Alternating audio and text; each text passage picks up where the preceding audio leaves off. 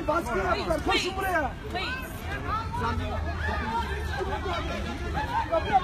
Sizin çocuklar işçi.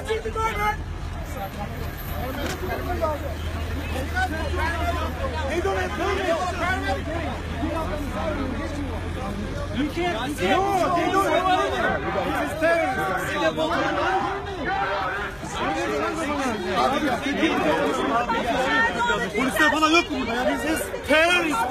Recep Polis'siz. Yok mu burada polis?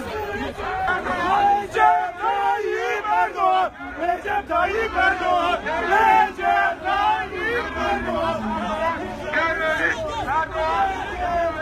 Erdoğan!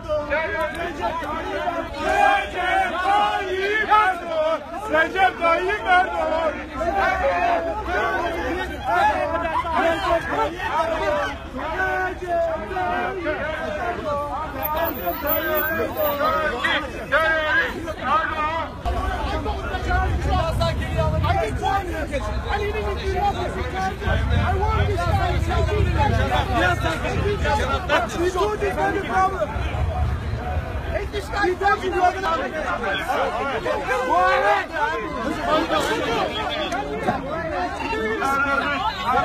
I need you to activate your